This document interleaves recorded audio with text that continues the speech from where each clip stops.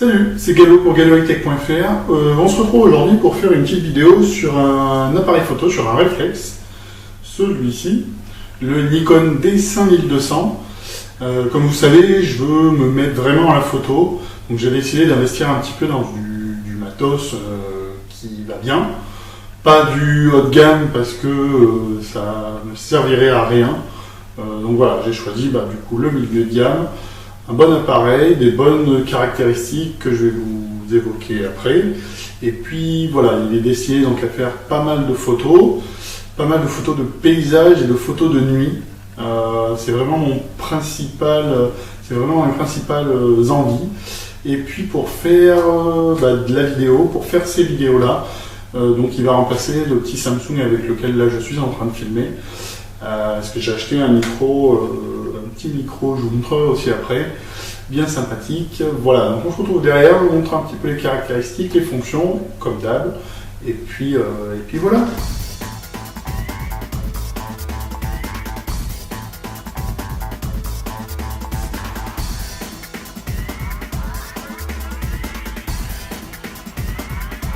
Donc voici ce petit Nikon D5200. Donc déjà au niveau caractéristiques, donc c'est un réflexe APS-C, donc ce n'est pas un full frame. Vous aurez la différence dans la petite description en bas de la vidéo.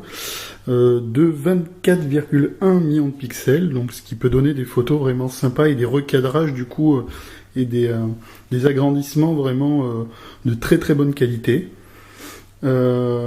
Il est équipé avec, ce n'est pas l'objectif standard. Normalement, c'est un 18-55 Nikon. Là, j'ai un Tamron 1750 en ouverture constante f2.8. Exprès, je l'ai vraiment pris parce que voilà, il a une ouverture constante de 2.8. 1750, une plage relativement petite de zoom, mais ça va très bien, voilà, pour du paysage et de la photo de nuit, c'est tip top. Ensuite, donc il est pas très gros, je trouve. Il se prend bien en main. Donc on a ici le bouton on/off avec le déclencheur, des petits boutons d'info et de réglage, le petit bouton pour lancer une vidéo.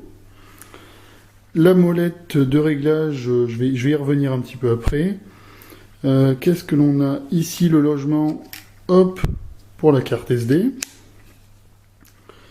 Ensuite, sur le dessus, donc là un petit bouton info, encore pour régler, là je crois que c'est l'exposition. Ici, suivant le mode ici de réglage de mode ici, là, ça va permettre de régler plusieurs choses différentes. Ici, donc, pour lire les photos. Là, pour naviguer. Le bouton OK. Ici, pour une petite loupe plus et moins, pour agrandir, du coup, une photo, une zone, dans une photo ou rétrécir, entre guillemets. Le bouton pour supprimer une photo. Ensuite... j'ai pas d'ongle, donc je vais prendre une clé, hop, ici. On a donc un port, alors ça c'est pour soit un module GPS, Bluetooth, le module de réception pour une télécommande sans fil par exemple. Ici on a une entrée micro. Un micro USB, ou micro USB, je crois, je ne me souviens jamais. Un mini HDMI. Hop, on refait. Un petit bouton de fonction FN pour ce qui permet de régler des fois, par exemple, la sensibilité au lieu d'aller trifouiller dans le bouton menu que j'ai oublié ici. Non, pas de mise au point. C'est pas grave, un petit bouton menu. Donc FN, et pour mettre en route le flash. Le bouton pour déverrouiller l'objectif. En bas, la batterie. Le port pour le trépied. Je vais vous montrer un petit peu ici la griffe propriétaire pour un flash, le module GPS, un micro, etc. Au niveau de l'objectif, bon, je vais vous montrer un petit peu, rapidos. Donc ce qui est bien, bon, là en l'occurrence c'est pas un gros zoom, donc il n'y a pas trop de poids, mais un bouton de verrouillage, que je n'arrive, voilà. Et du coup, hop, il ne bouge plus, donc pour le transport, des fois ça peut être plutôt pratique. Ensuite, là, si on veut la mise au point automatique ou manuelle, et là, la réduction des vibrations, super pratique, un peu bruyant. J'avoue que c'est un peu bruyant, c'est un petit peu gênant quelquefois, mais c'est super pratique. Hop, et son écran, j'ai oublié bien sûr, hop, donc pivotant, tac, hop, et on se voit, coucou. Donc on va l'allumer, ici, hop, un menu relativement classique, on va peut-être pas trop voir du coup. Donc tout à gauche on a la vitesse d'obturation, il faut que tu restes quand même. Ici l'ouverture de l'objectif, là on voit un peu mieux. La sensibilité ISO, reste. Là l'autofocus, 39 points, donc vraiment hérité du grand frère du D7000. Donc c'est vraiment du bon matos. Après, qu'est-ce que je vais pouvoir vous montrer? Après, ouais, ça va être vraiment dans les réglages, donc c'est peut-être pas la peine. Ah, vous entendez l'autofocus du... Bon, il est relativement silencieux, ça peut aller. Si je vais vous montrer les différents modes, il y en a un que j'ai vraiment apprécié, donc le mode auto avec flash, le mode auto sans flash, programme. Là, j'avoue que je sais pas encore trop la différence entre P et auto. Là, j'ai pas encore trop su. S pour la...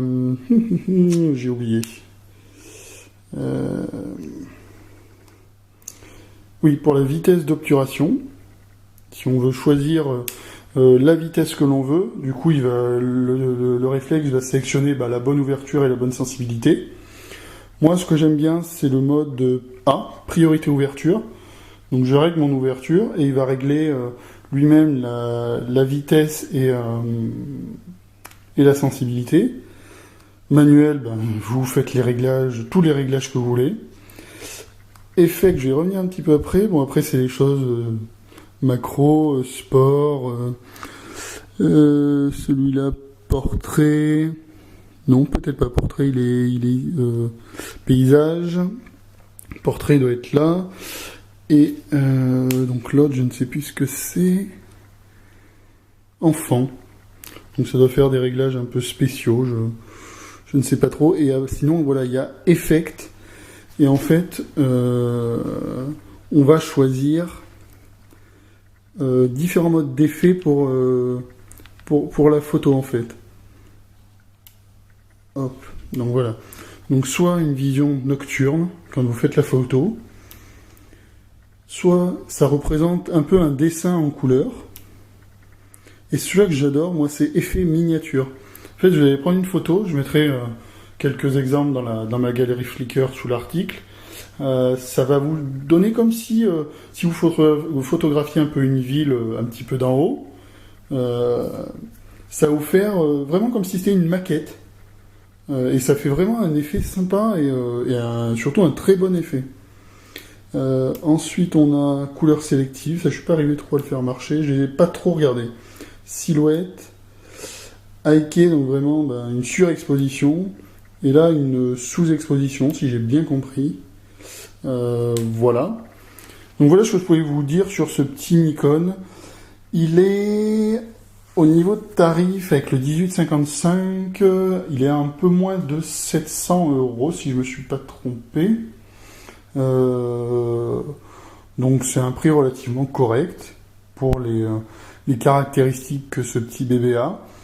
L'objectif, là, le Tamron, lui, est aux alentours de 380 € chez Miss Numérique, par exemple. Et vraiment, c'est un bon objectif. Je vous mettrai, si Je vous mettrai une petite photo du coup aussi dans la galerie Flickr du micro que j'ai choisi pour remplacer un peu celui qui a intégré. C'est un Rode VideoMic, vraiment un micro, en fait, un micro canon, et de très bonnes critiques, de très bons retours.